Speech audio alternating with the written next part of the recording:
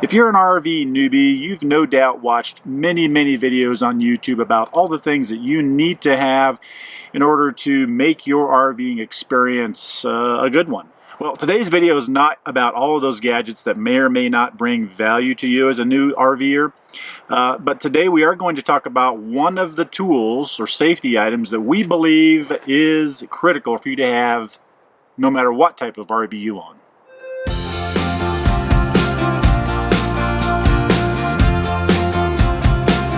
If this is your first time watching our channel, welcome. I'm Brian, and if you're a regular viewer, then most of you are already going to know that we've been full-time RVers for about a year and a half now. So be sure to check out, if you haven't already, some of our older videos that talk about how we went about becoming full-time RVers. Now today's video is going to have a lot of information, so I do have a lot of notes here I want to refer to, so you'll see me glance down. I hope that doesn't bother you, but I want to make sure that I get all the information correct and out there to you. Many of you know, if you've been out on the road traveling, you've seen the increase in RVs on the road. We certainly have. And, all manufacturers have seen a significant increase in the sales volume. In fact, the RVIA estimates an approximate 1,000% increase in RV sales. This is largely due to Americans wanting to travel and vacation domestically versus going overseas or to other countries, given the issue with the pandemic. And what this means is there are going to be not only a heck of a lot more RVs on the road and families, there are going to be tens of thousands of additional tires rolling down the road. In our travels all across the U.S., we've seen many RVs, I'm sure you have too, alongside the road with blown out tires or issues with tires, flat tires, whatever it may be. And in most of these instances, these RVs suffer substantial damage. And sometimes that damage is pretty severe, so that means it has to go into the shop. And with the increase of RV sales, the shortage of technicians, and those kinds of things, that could mean weeks or even months in the repair shop if your RV is damaged due to a tire blowout. Okay, let's talk a little bit about the top 3 causes of blowouts or premature tire failure. The number 1 cause of a blowout or premature tire failure is underinflation. Number 2 is uneven wear, and we'll talk about these top 3 issues here in a minute. And number 3 is overinflation. According to the National Highway Traffic Safety Administration, 78,000 crashes occur every year, with more than 400 deaths every single year resulting from tire blowouts. Now, many of the incidents are traced back to the top 3 causes. So some of you might be saying, I check my RV tires before every trip. We do too. But that doesn't mean that as you're rolling down the road, you can pick something up, start a slow leak or a fast leak in your tire, hit a pothole that separates the bead from the rim, so on and so forth. If any of you that have been following us for any amount of time, upwards of a year or so, you'll know that about a year ago in South Dakota, we did have an emergency with our towed vehicle. We tow a Jeep Grand Cherokee 4-wheel drive behind our Class A motorhome. And, we had an incident, and our tire pressure monitoring system saved the day. And I'll link a video up top that goes into that a little bit more. That's not what we're necessarily going to talk about today. We are going to talk about TPMS. Okay, so let's talk about the top 3 causes of tire failures according to the National Highway Traffic Safety Administration. Number 1, underinflation. Too little pressure on the tire. What happens then? Too much of the tire surface contacts the road surface. That creates excess friction, excess heat. That soon leads to other problems, premature wear, some tread separation quite possibly, and then ultimately a blowout most likely. Number 2, and that is excess wear. Excess wear most often manifests itself when the tires have been overinflated, underinflated. There's some kind of out of balance issue with the tire which causes cupping in the tire, or there are some mechanical issues with the RV. For instance, on a towable vehicle there may be something wrong with the axles which cause the tires to be out of line with the rest of the RV. And then a whole different set of problems ensue. But that certainly can cause excess wear. You see that quite a bit. Third and final cause is overloading. Now, overloading is a big issue, and this usually comes into play when people, quite honestly, try to pack more into their RV than it's designed to. And each one of the tires on the RV has a specific load rating. It's meant to handle a certain number of pounds. When you overload the RV, that then overloads the tire. You can usually tell that by looking at the tires. They're either bulging or some kind of sagging. You can also tell on the side of the road when they have blowouts. Usually that's caused by some sort of overloading issue. But anyway, overloading, that can really cause poor handling, instability of the vehicle. And again, because those tires are bulging, you have the contact patch of the tire contacting the driving surface in a way that it wasn't meant to.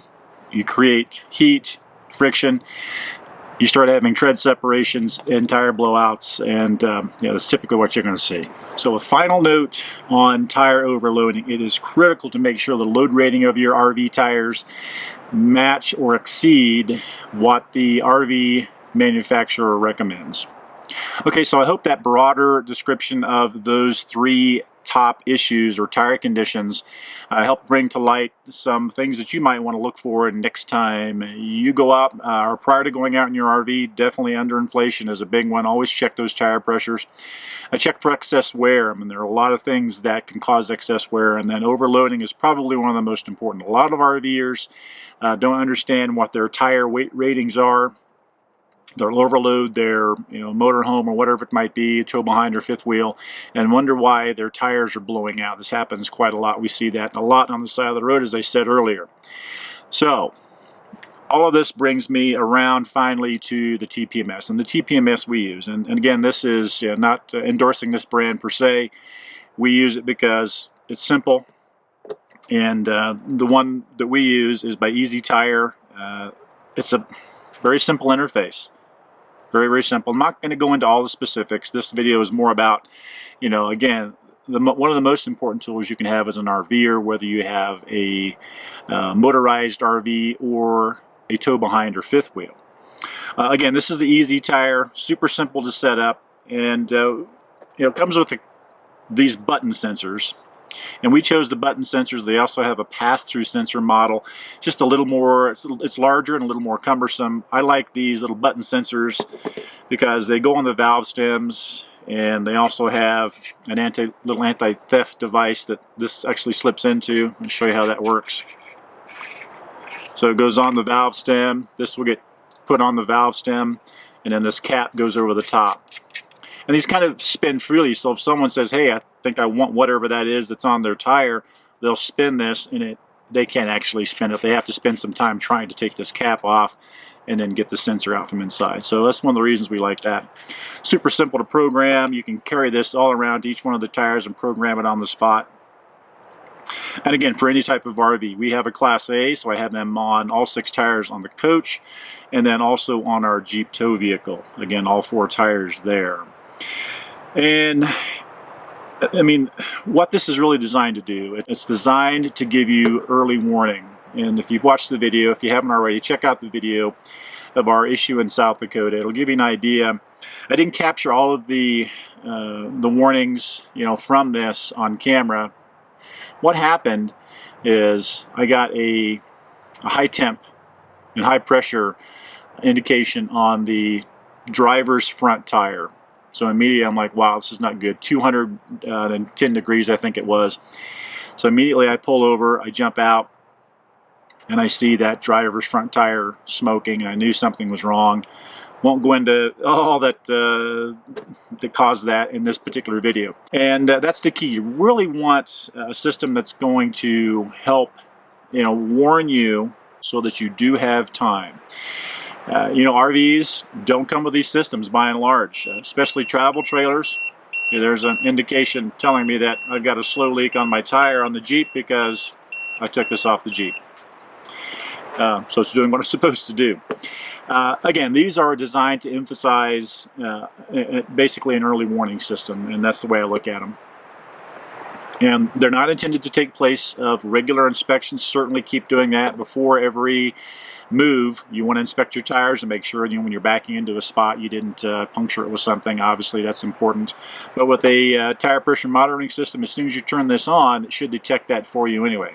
It's one of my checklist items. When I first start pack up, this is one of the first things I'll switch on, because it does take probably a minute or so to start detecting all the sensors. So I'll switch this on early so that it starts detecting all the tire pressures and temps, and that way when we're ready to go I'll have all of that information already on the monitor. So super helpful. This is not an endorsement for this particular brand. You know, I got this particular brand, Eezrv Tire, because it's super simple to you know, program and, you know, link all the sensors. There are lots of other kinds out there, so do your research. But I think this is one of the most important tools, gadgets, safety devices you can have as a seasoned RVer or even a new RV. All right, that's going to wrap it up for this video. Let me know in the comments if you have a tire pressure monitoring system, which system you have, why you like it, you know, what the shortcomings are of that system. And again, it's just our belief that this is a system that can help, you know, alleviate lots of headaches. Again, we travel all over the U.S. and we see a lot of rigs on the side of the road with tire problems. Now, this is not to say that having one of these is going to prevent that, but it does give you, as I said earlier, an early warning to let you know that something's going wrong. So that will give you time to pull off on the side of the road and hopefully prevent any major damage to your coach. If you like the video, give us a thumbs up. If you haven't already subscribed, go ahead and do that. We'd love to have you as part of our Lou crew. Until next time, see ya.